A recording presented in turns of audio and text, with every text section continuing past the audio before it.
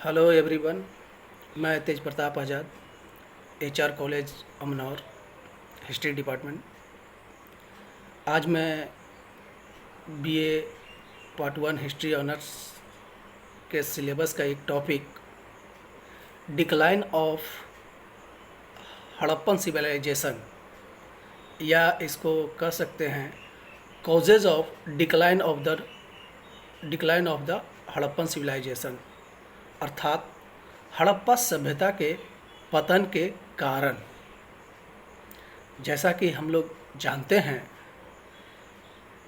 भारत में सबसे प्राचीन सभ्यता के रूप में हड़प्पा सभ्यता का नाम अग्रणी है, और इस सभ्यता के पता चलते ही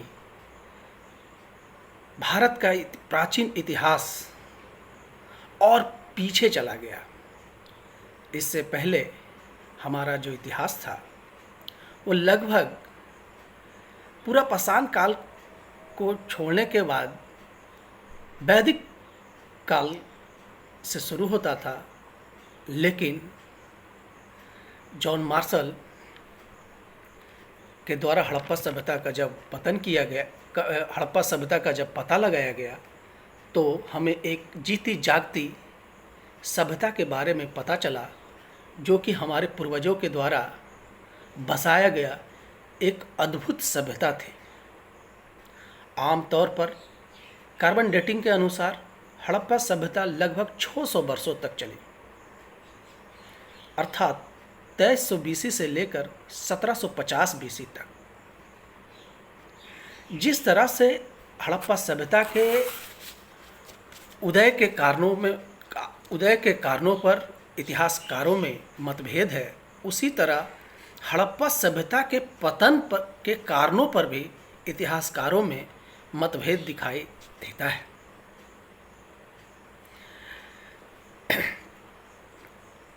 हड़प्पा सभ्यता के पतन के प्रमुख कारणों के रूप में हम निम्नलिखित को रख सकते हैं। जैसे पहला, बाढ़।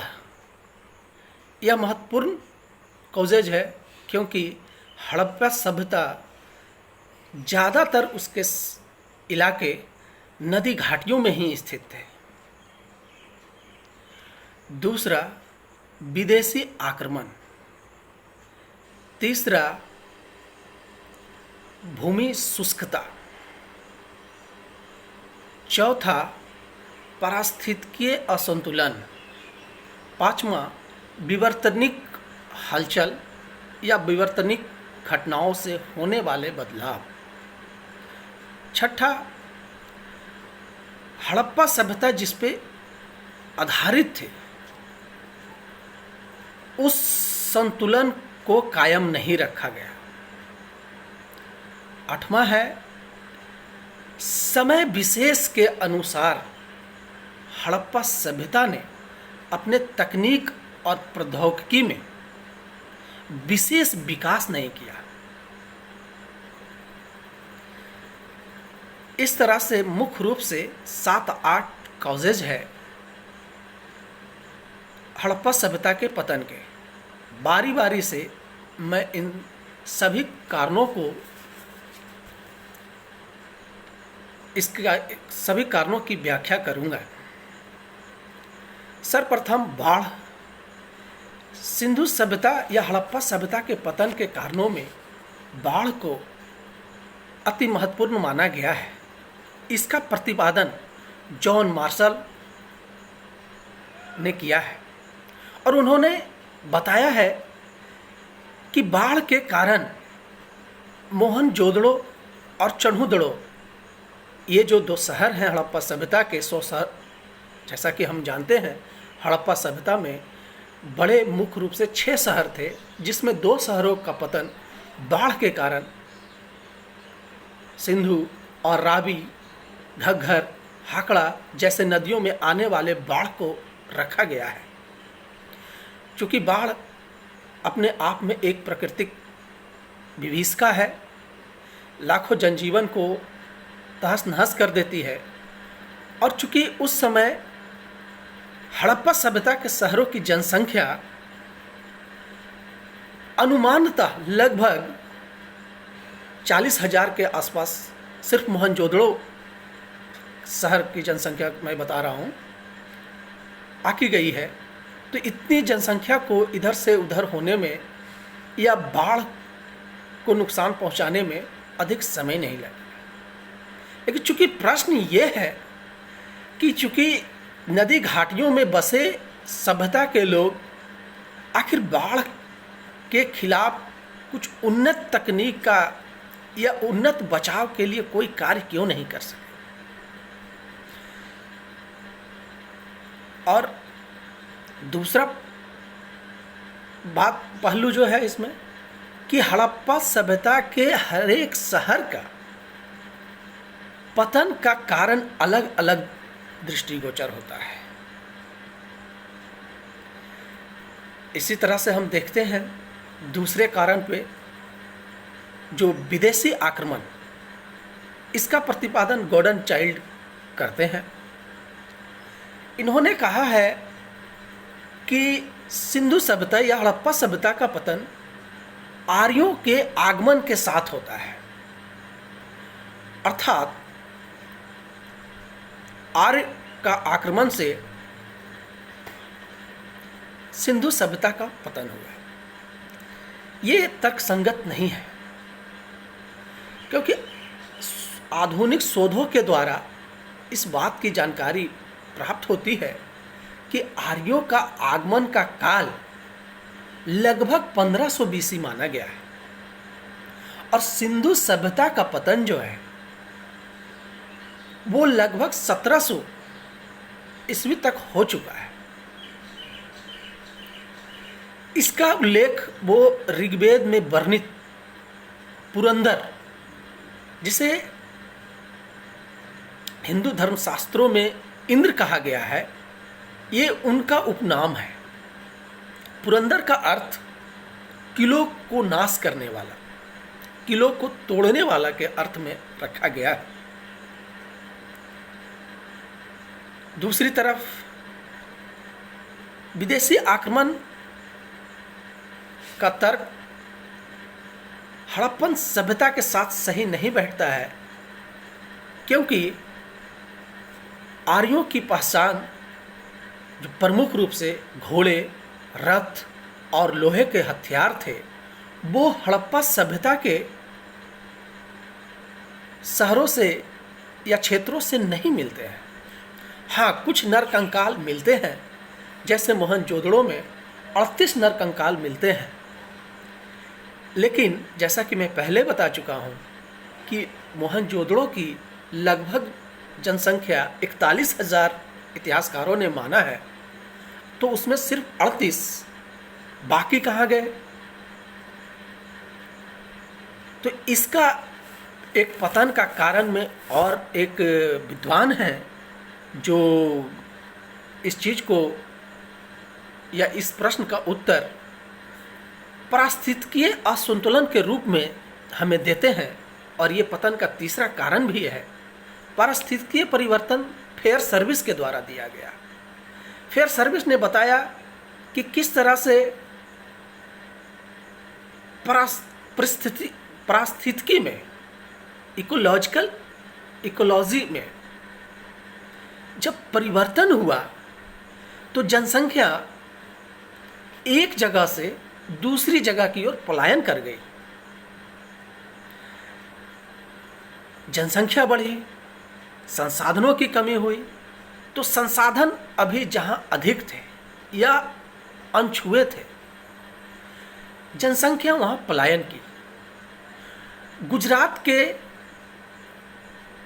हड़प्पा सभ्यता के साइटों पे का उदाहरण वो देते हैं कि किस तरह से शहरों का क्रमिक पतन शुरू हो गया है और इनका प्रस्थान जो है हड़प्पा सभ्यता के ग्रामीण इलाकों में हो रहा है। इसी तरह से अगला जो कॉजेज है वो है भूमि शुष्कता, यानी भूमि को शुष्क हो जाना, भूमि का बंजर हो जाना, इस मत का प्रतिपादन गुरदीप सिंह ने किया है। उन्होंने बताया कि बारिश की कमी से, ये खास करके राजस्थान और हरियाणा के हड़प्पा के क्षेत्रों पर इनका शोध केंद्रित रहा है। तो इन्होंने बताया कि किस तरह से सरस्वती और घाघरा नदी का सूख जाने से यहाँ मिट्टी में नमी नहीं रहा। जब मिट्टी में नमी नहीं रहेगी तो फसल का उत्पादन नहीं होगा। अतः उनका तर्क है कि धीरे धीरे यहाँ रहने वाले लोग अन्यत्र इलाकों में चले गए। उसी तरह से रेइक्स महोदय का कहना है, पांचवा कारण है विवर्तनिक हलचल। विवर्तनिक हलचल का मतलब है भूकंप या सुनामी के द्वारा किसी खास पार्टिकुलर जगह की भूमि को ऊपर उठा देना या धंस जाना। इनका कहना है कि इन हलचलों के कारण ही सिंधु नदी अपना मार्ग परिवर्तित करता है, अर्थात जहां वो बहती है वहां से कुछ एक किलोमीटर दूर हो जाता है। और ये बात सही प्रतीत भी होती है कि जैसा कि हम लोग मध्यकालीन इतिहास में देखते हैं कि कभी लाल किला के जस्ट बगल से यमुना नदी गुजरती थी और आज लाल किला से यमुना नदी बहुत दूर जा चुकी है। नदियों के मार्ग परिवर्तन, जैसा कि हम अपने गिरिराज बिहार, खास करके कोसी के नदी को पैटर्न को हम लोग जब समझेंगे या जब देखते हैं तो हमें पता चलता है कि नदी जो है और उसका मार्ग परिवर्तित होते रहता है और जिसके कारण बहुत सारे जान और संपत्ति की हानि होती है। उसी तरह से कुछ एक इतिहासकार बंधुओं ने अग्नि प्रकोप को भी हड़प्पा सभ्यता के पतन के कारणों में माना है। खास करके राना घुंडई, डाबरकोट, ये दो जगह ऐसे हैं जहां अग्निकांड के साक्ष्य मिले हैं। उपरोक्त कारणों को जब हम देखते हैं तो इन सभी कारणों में कुछ ना कुछ विरोधाभास बात निकलकर आती है कि इस तरह से एक जीती जागती सभ्यता का पतन नहीं हो सकता। बिल्कुल ये बात सही है, लेकिन ये सभी कारणों के मिश्रण से हड़प्पा सभ्यता का जो संतुलन था वो चरमरा गया। हड़प्पा सभ्यता का संतुलन का मुख्य आधार कृषि अधिशेष और उसके व्यापार वाणिज्य थे। तो भूमि शुष्कता हो या बाढ़ हो या जलवायु परिवर्तन हो, इन सभी कारणों के मिलने से कृषि अधिशेष में बहुत ज़्यादा कमी आ गई। और जब कृषि अधिशेष में कमी आ जाएगी तो व्यापार करने के लिए हमें व्यापारिक अनाजों की जिसका मांग है, जिसके बलबूते हड़प्पा सभ्यता इतनी समृद्ध हुई थी और उसकी तकनीक इतनी समृद्ध थी, लेकिन जब कृषि अधिशेष कमा, व्यापार वाणिज्य कमा, इनके पास अपने तकनीक में लगाने के लिए जब पैसा कहीं कह लीजिए या धन कह लीजिए उसकी कमी हुई। हड़प्पा सभ्यता के मुख्य कारण के रूप में वो आधारभूत असंतुलन है जिसने हड़प्पा सभ्यता को पतन की ओर धीरे धीरे अग्रसर कर दिया। और अंतिम कारण है हड़प्पा सभ्यता के लोग जिस चीज़ों से रूबरू हो रहे थे, जैसे नदियों में आवागमन के साधन, अपने शहरों तक पानी पहुंचाने का साधन, जैसा कि धौलावीरा में हम लोग देखते हैं। और जब वो इन इलाकों से पीछे हटते गए तो इनकी तकनीक भी समय के हिसाब से अप टू डेटेड नहीं रही। इसका सबसे पहला कारण है कि अभी तक ये सिद्ध नहीं हो सका है कि इनकी अपनी सेना थी भी या नहीं। इनके शहरों का रक्षा का भार किन पे था। वैसे तो कहा जाता है कि मुख्यतः वैश्य व्यापारी समुदाय के लोग थे, यहाँ राजतंत्र भी था, यहाँ गणतंत्र भी था। तो इस चीज का अभाव रहा। और दूसरा, अगर सेना का अभाव रहा तो हथियारों का भी अभाव यहाँ देखने को मिलता है। विशेषकर यहाँ पे घोड़ों का अभाव दिखाई देता है।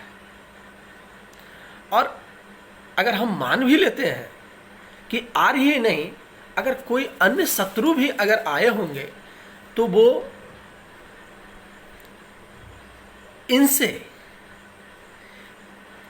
इनके द्वारा पाले गए पशुओं से ज़्यादा तेज ताकतवर पशु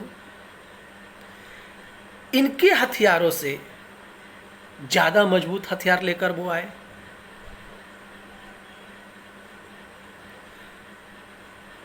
हालांकि अभी तक परमाणिक रूप से पुरातात्विक साक्ष्य भी हमें इसकी ओर इंगित नहीं करता है। फिर भी इतना कहा जा सकता है कि हड़प्पा सभ्यता का पतन आकस्मिक न होकर कर्मिक पतन की ओर इशारा करता है। और जैसा कि हमने बताया कि हड़प्पा सभ्यता के पतन का कोई एक कारण नहीं है और हड़प्पा सभ्यता के साइटों का भी, शहरों का भी, उसके क्षेत्रों का भी पतन का कोई एक कारण नहीं है। इसीलिए हड़प्पा सभ्यता के पतन पर इतिहासकारों में मतभेद देखने को मिलता है। धन्यवाद।